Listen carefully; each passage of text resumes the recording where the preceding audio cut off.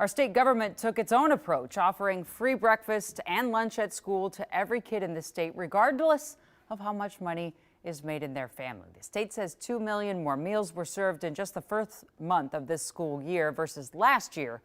But as these first numbers start to come in, the state also says this is going to cost more than they originally thought.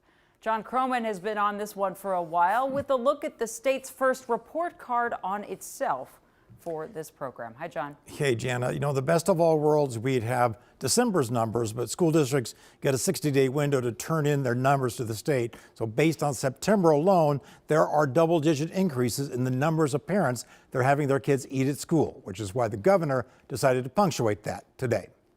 There you go. You're welcome. The lunch ladies look different today at Edgerton Elementary at Maplewood. 340 happy kids today. Governor Walz, Lieutenant Governor Flanagan, and Education Commissioner Willie Jett staffed the chow line. And we've always taken care of our students and families, and we're very proud of that and really appreciate the state taking that on. And it is certainly both the mental health support, stress off of families, and nutrition staff are doing what they're hired to do: feed our students healthy, nutritious meals.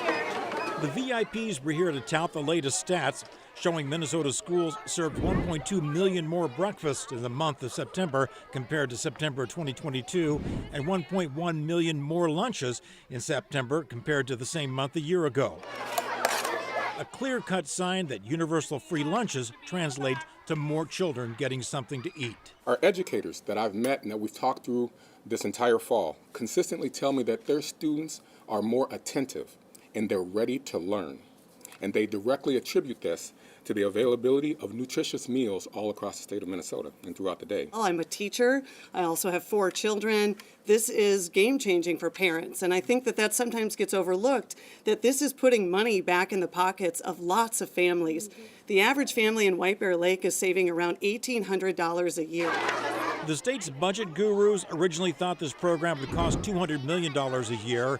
The lunchroom rush reality has now raised that figure to $240 million. This is good news, but it also should be a wake-up call. We've got a lot of folks out there that may be food insecure, more so than we thought, that are right on that edge. At last month's budget briefing, Republicans said it may be time to go back to the old system of means testing, basing things on income. All the low-income students who need and we want to provide, make sure no one goes hungry, they were getting it through the free and reduced lunch program.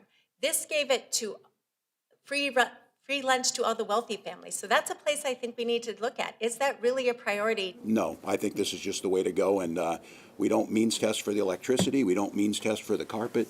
We have the resources, and we'll put it in to make a difference. Another narrative from opponents of universal school meals is that cafeterias are now wasting more food under the new system. But the people in Roseville pushed back against that. We have children that bring their own snack to school and then they take what's left over from lunch. We don't waste any food here, and they take that to have for their snack. Many of them then also take it home. We have kids before they get on the bus, when we're waiting for dismissal, they're eating that food then. So food waste here, not an issue. Now they're hoping to be able to measure over long run the impact of these free meals on brain development, mental health, academic performance. Very doubtful the governor will reverse this move. And then, Jana, there's also the stigma involved. I remember when I was on free meals back in Kansas in junior high, they'd pull me out of the lunch line to go to the nurse's office to get my blue ticket, which is a different color ticket than the other kids. And eventually they started calling it the freeloader ticket, which is why I eventually stopped using it and just scrounged up food from home. So this is going to make an impact on a lot of kids' lives. Right, trying to streamline the whole thing. Did they say specifically why 40 million more? Just food costs more money or more kids used it? Because I just assumed all kids used it. They've said in the past, back when the budget was released in December, that it's a combination of things. It's food being more expensive and more people taking part than originally anticipated. Okay, I appreciate it. Thanks so much, John Croman.